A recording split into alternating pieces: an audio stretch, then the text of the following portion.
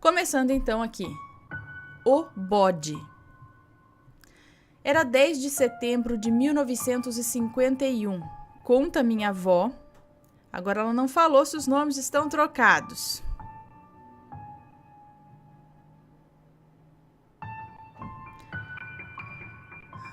Conta minha avó, Dona N. Isso aqui quem conta é a avó dela, Dona N. Minha bisavó entrou em trabalho de parto da minha avó. Mas eles moravam em Andradas, em uma fazenda bem longe de tudo. E a única parteira que eles conheciam era a mãe da minha bisavó, que morava bem longe. Então meu bisavô pegou o carro, charrete, era um carro ou uma charrete, não sei, dele, e foi buscar a sogra. Na volta, já com a sogra, a caminho de casa, em uma estrada de terra que só passava o carro da família, acho que era um carro então, pois dos dois lados eram terrenos fechados com cercas, meu bisavô teve que parar o carro, pois um bode estava sentado no meio da estrada. E o bode olhava fixamente para a sogra dele, que no mesmo instante que viu o animal, passou mal e queria de toda forma que o veículo a engolisse. Meu bisavô, com coragem, pegou um facão que ele carregava embaixo do banco e saiu do veículo, mandando o bode sair da frente. Mas o animal nem deu bola. Então ele resolveu ir para cima do animal, que só então ficou muito furioso, olhou para o meu bisavô e passou a atacá-lo. Ambos atacaram um ao outro, até que meu bisavô conseguiu acertar a barriga do bicho, que caiu duro no chão. Ele tirou o facão e se afastou. Mas aí, só então, o acontecimento final veio. O bode, como se não fosse nada, se levantou, olhou bem para o meu bisavô, para sua sogra e falou: "Vocês não sabem, mas ainda vou conhecer toda a sua família." Nisso, o animal saltou entre duas madeiras verticais de uma portinhola de cerca, que se distanciavam a 1 palmo mais ou menos, e desapareceu. Bem, meu bisavô levou a sogra para a casa dele e nesse dia a minha avó nasceu. Era o meu tio? Aqui já é outro ponto. Era o meu tio? Conta ainda a minha avó, Dona N, que quando ela tinha por volta de 7 anos de idade, ela, os pais, o irmão, alguns primos e tios voltavam à noite da casa da avó dela, a senhora que fez o parto dela. Era noite e eles voltavam à luz da lua cheia, em uma corrente vertical pela estrada onde havia aparecido o bode. Na mesma estrada. Era noite e eles voltavam à luz da lua cheia, em uma corrente vertical. Todo mundo em fila, isso? Pela estrada onde havia aparecido o bode. Ela estava mais no canto, ao lado da cerca, e todos andavam e conversavam. Quando de longe ela viu algo vindo na direção dela, e ela indo em direção dele. No começo, ela acreditou que fosse um cachorro, mas conforme foram se aproximando, aquilo foi crescendo e ficando da altura dela, com aparência humanoide, mas pelo negro, olhos negros, dentes pontudos, mãos de preguiça e rabo de bode. Meu Deus, que era isso? Rabo de bode? Como que é o rabo do bode? Um toquinho assim, peludinho. Ela foi ficando assustada, mas ela só gritou quando aquilo ficou a 1 palmo de distância do rosto dela. Nesse momento, todo mundo parou e olhou para ela e passaram a rir. Ela havia fechado os olhos, mas ao ouvir as risadas, ela abriu.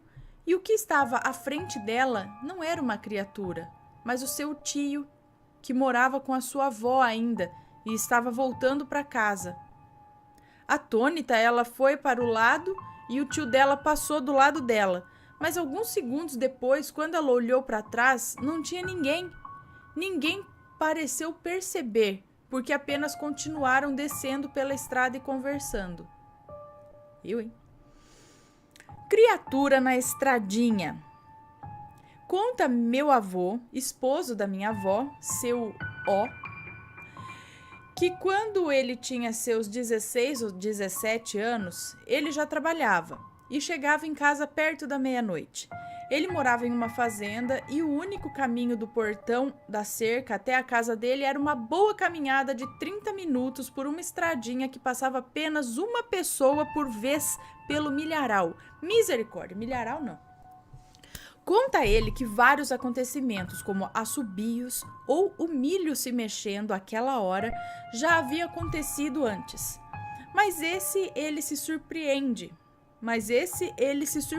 por ser muito parecido com as histórias da esposa dele. Então, depois de ser deixado por um colega de trabalho no portão, ele se despediu e passou a entrar milharal adentro. Começou a adentrar o milharal a caminho de casa. E foi quando ele entrou e já não conseguiu ver o portão que uma criatura apareceu em sua frente. Com tamanho, a criatura tinha o tamanho de uma criança, com aparência humanoide, muito pelo negro, olhos negros, dentes pontudos, mãos de preguiça e rabo de bode. Ela estava sentada e encarava ele com calma. Meu avô logo foi gritando: "Aqui só passa um, e vai ser eu. Sai da minha frente agora." Bem, a criatura foi para o lado, entrando um pouco no milharal, e meu avô passou do lado dele. Então a criatura entrou no milharal e passou a correr no meio do milho. Meu Deus. Foi o suficiente para assustar meu avô, que, segundo ele, fez aquele trajeto e foi o trajeto mais rápido da vida dele. Chegando em casa, a mãe dele logo abriu a porta e veio lhe pedir satisfações, e ele contou o que ocorreu, e ela lhe disse: "Com isso não se brinca. Essa coisa veio até aqui antes de você chegar e bateu em tudo que é porta, janela e parede." Tempestade. Esse relato foi contado tanto por minha avó quanto por meu avô, que já eram casados. Eles moravam em uma casinha simples, mas conhecia muita gente invejosa que colocava olho gordo em cima deles. Meu avô trabalhava como motorista de ônibus, indo de uma cidade a outra todo dia. Mas em um dia, quando ele ia começar o expediente noturno, ele sentiu que algo estava muito errado e pediu para ir embora. O chefe deixou e ele foi para casa. No caminho, uma tempestade muito forte começou, e a minha avó e a minha mãe, que devia ter 1 ano e meio mais ou menos, já dormiam. Meu avô chegou e logo acordou a minha avó e pegou minha mãe do pequeno berço que tinha na casa, e todos foram para debaixo da patente da porta, ou seja, do batente, eu acho, da porta de entrada. Quando a chuva piorou e começou a levar o telhado e a derrubar as paredes. Se ele não tivesse chegado, minha mãe teria morrido, pois um pedaço mais ou menos retangular do tamanho dela caiu no berço, bem onde ela estaria dormindo minutos atrás. Nossa, ele sentiu... Olha... Bom, mulher do nevoeiro. Essa é outra. Conta minha outra avó, Dona T, já falecida. Seu marido e seus filhos saíram para trabalhar no mato e ela ficou com meu pai, recém-nascido, em casa. Meu pai nasceu depois de 11 meses de gestação. 11 meses? Que jeito? Não pode ser. Ou 2 meses, ficar 2 meses a mais na barriga? Eu acho que tinha conta errada aí, porque, olha...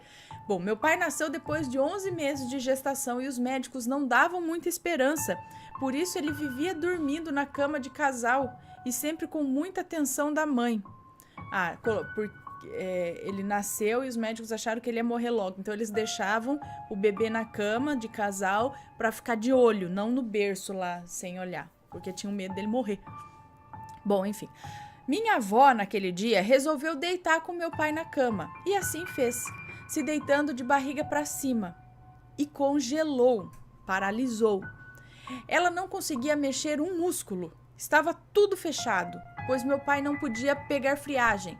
apesar de ser um dia relativamente quente, quando um nevoeiro, vindo de lugar nenhum, preencheu a casa e uma mulher de cabelos negros e vestido branco apareceu, flutuando no teto e olhando meu pai. A minha avó, sem conseguir gritar ou se mexer, entrou em pânico e passou mentalmente a rezar. Foi quando a mulher pareceu irritada e, para tirar a concentração da minha avó, dividiu seu corpo.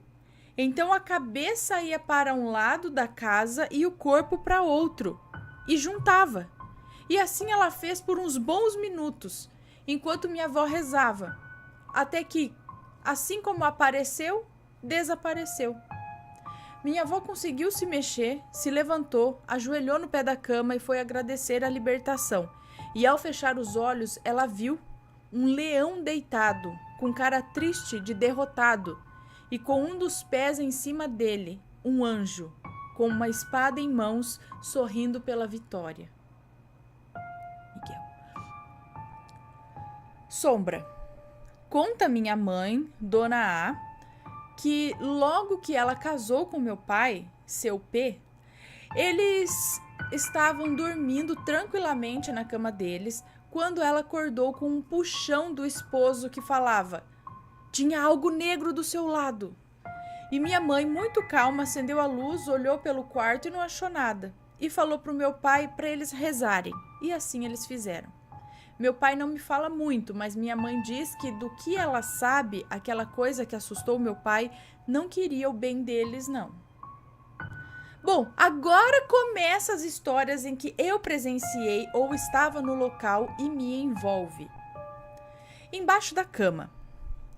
Quando eu tinha meus 7 anos, eu dormia em uma cama alta, tipo uma beliche, só que sem a cama de baixo. Alguns dias antes desse relato, um homem tentou assaltar nossa casa, mas sem conseguir, fugiu, deixando uma faca de açougueiro de cabo branco e dourado no quintal.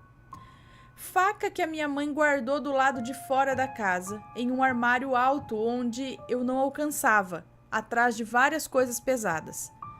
Bem, no dia em questão, eu não dormia no escuro, dormia com uma luz verde no quarto, pois tinha medo do escuro.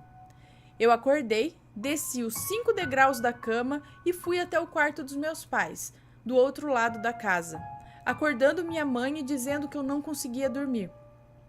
Como de costume, quando eu faço isso, ela só mandou eu voltar para a cama. Então eu passei pela cozinha, tomei água e fui para o quarto. E da porta do quarto eu via embaixo da cama, e ali tinha uma criatura vermelha, meio negra, de pés de animal, que era mais baixa do que eu na época, socando meu colchão com uma mão, como se quisesse me acordar. E com a outra mão ela segurava a tal faca, mas eu não senti medo. Apenas disse: "Oi, eu tô aqui." Aquela coisa me olhou como se espantada por eu não estar na cama. Então eu soquei o seu rosto e ele desapareceu. Nossa, que coragem! Peraí, quando eu tinha 7 anos, eu dormia em uma cama alta, tinha uma beliche, só que sem a cama de baixo. Alguns dias antes disso acontecer, quando ela tinha 7 anos, alguns dias antes a casa tinha sido assaltada, entendi. Pensei que fosse antes dela escrever o relato. Tá. Então essa criatura segurava essa faca. E aí ela socou a cara da criatura. Então eu soquei o seu rosto e ela desapareceu, deixando a faca cair no chão. Eu subi na cama e dormi. No dia seguinte, minha mãe me acordou perguntando por que aquela faca estava embaixo da cama, e eu disse o que aconteceu, mas ela não acreditou em mim. E fomos juntas para o lado de fora e todas as portas do armário estavam escancaradas e muitos objetos pesados jogados no chão. Minha mãe nunca mais comentou desse dia. Pesadelo? Nesse mesmo ano, minha mãe ficou muito doente e em uma certa madrugada, meu pai decidiu levá-la ao hospital. Mas eu ficaria com a minha avó T, pois ela dormia tarde e poderia ficar comigo. Assim, meu pai me deixou lá e eu comecei a conversar com a minha avó, enquanto esperávamos meu tio, o filho dela, chegar da polícia. Quando eu perguntei se ela já havia tido pesadelos e ela me disse que não, meu tio chegou, jantou e foi dormir. Minha prima, filha desse meu tio, dormia no quarto dela já com a porta fechada. E esse quarto ficava na frente do quarto da minha avó, onde eu dormia com ela. Então preparamos tudo e fomos dormir. Isso já era por volta das 3 da manhã, se é que não passou. No dia seguinte, eu acordei para tomar café e vi um grande roxo no joelho, no joelho da minha prima, que estava saindo. A prima estava saindo, né? Acho que é isso. Vi um grande roxo no joelho da minha prima que estava saindo. Perguntei o que era, mas ela não disse nada. Depois do café, minha avó me puxou e disse que naquela noite havia tido um pesadelo, que eu particularmente não acho que foi pesadelo, não. Ela me contou que acordou no tal pesadelo com alguém puxando suas cobertas no pé da cama. Então ela puxou de volta e assim um cabo de guerra com a coberta foi feito. Até que ela decidiu acender a luz e a coisa parou de puxar e não havia nada lá. Quando ela apagou, a coisa voltou a puxar. Então ela começou a chamar por minha prima, o mais alto que podia, e nada. Até que a coisa parou de puxar a coberta e a minha prima saiu do quarto. E algo segurou o pé dela e ela caiu de joelhos. Prima essa que eu tinha visto com o joelho roxo. Bem, no sonho, algo falou no ouvido dela e a minha avó perguntou: "O que ele falou?" E a minha prima respondeu: "Que uma de nós três vai." Bem, durante bom tempo a minha prima sofreu acidentes de moto, eu quase morri por uma moeda e minha avó teve câncer de pâncreas. Obrigada, vó. Bem, quando a minha avó ficou com câncer, tudo o que acontecia comigo e com a minha prima pararam. A doença já estava em caso terminal e ela pedia que só deixassem ela ir. Foi na última visita que fiz, sozinha no quarto dela, que eu vi uma sombra alta e negra, com a mão na cabeça da minha avó, que gemia de dor constantemente. Aquela coisa me olhou com ódio, como se mandasse eu ir embora. Mas em vez disso, eu toquei no pé da minha avó e disse que ia ficar tudo bem. E passei a mandar energias positivas e expulsar aquela coisa do quarto. Na época eu já tinha 13 anos e já havia aprendido como usar meu dom muito bem. Aquela coisa parecia com raiva, mas foi embora. E minha avó então parou de gemer e dormiu tranquilamente. Eu fui embora. Dias depois eu tive um sonho, que prefiro não entrar em detalhes, pois eu o odeio. Mas o sonho foi com o enterro da minha avó. Eu seguia eu mesma e via o que eu fazia. Bem, no dia seguinte a esse sonho ela morreu. E em 5 de setembro ela foi enterrada. E o enterro foi idêntico em todos os detalhes possíveis com o meu sonho. Eu entrei em depressão e tristeza. E uma semana depois me despedi e agradeci a minha avó por tudo, pois uma semana depois, já sem conseguir dormir alguns dias, eu ouvi alguém puxando correntes do lado de fora da janela do meu quarto. De um lado para o outro.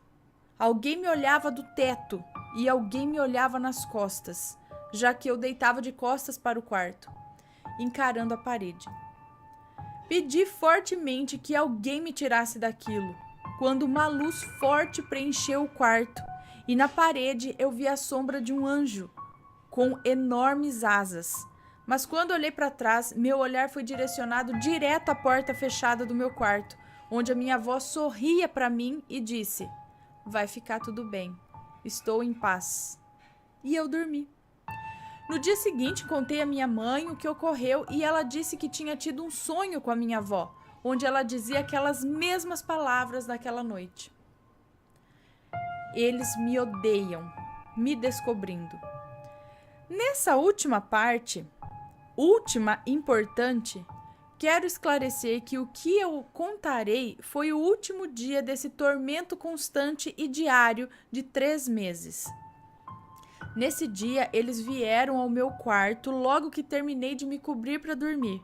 Era inverno e estava muito frio, então eu me cobri até a orelha. E logo que eu me deitava, cansada, eu paralisava, com alguém segurando fortemente as minhas pernas, alguém fazendo pressão em meu peito para ficar deitada e alguém que me descobria até a cintura e respirava no meu cangote, em minha orelha, e me fazia carinhos gélidos que eu odiava. Eu entrava em desespero, que eu sabia que não podia entrar, mas naquele último dia, antes de ir embora, depois de sofridos 10 minutos de agonia, o que me acariciava disse: guriazinha. É isso? Guiazinha? Deve ser guriazinha. Guriazinha, se acha especial, seu sofrimento será o mundo. Espere todos virem até você. Nós não a suportamos por seu poder. Sorte não tê-lo desenvolvido ainda. Acabaremos com você antes disso. E desapareceram. Nunca mais voltaram. E as marcas diárias de mãos vermelhas que apertaram minhas batatas da perna sumiram depois de 2 dias. Bem, desde então, depois de tudo isso, coisas pequenas e assustadoras que não acho relevante levantar aqui vêm acontecendo. E muito aconteceu antes ou durante essas histórias. Tudo que eu sei é que algo não queria que eu estivesse aqui. Algo sobrenatural e sombrio. E eu queria ajuda. Queria que esse relato fosse contado, pois quero saber se alguém, assim como eu, sofre apenas por nascer. E por que eu sou assim, tão especial para eles? Por que eles me odeiam tanto? O que eu posso fazer contra seres como eles? Tudo que eu faço hoje, além de seguir uma vida normal, é ajudar as almas perdidas que vêm até mim ou que encontro por aí, a seguirem para o outro lado. O que de ruim tem nisso para eles? Deixo aqui meu desabafo, pois confio no assombrado. Obrigada pelo espaço e até a próxima. Talvez. Eita. Eu não sei, talvez por esse trabalho mesmo de encaminhar. Eles não querem que as almas vá pro lado de lá, eles querem que vá pro lado de cá, sabe? E aí você tá atrapalhando o serviço deles, mas...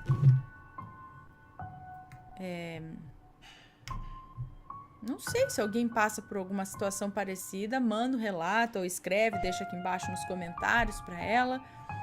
Mas sei que a família é assombrada pelo conhecimento aqui da bisavó com esses acontecimentos aí, né? E vem até ela. O mais incrível foi o bode falando. Tem várias histórias disso, viu, gente? Do que o bicho fala. E é isso, deixa a opinião de vocês, tá? Falem a opinião de vocês.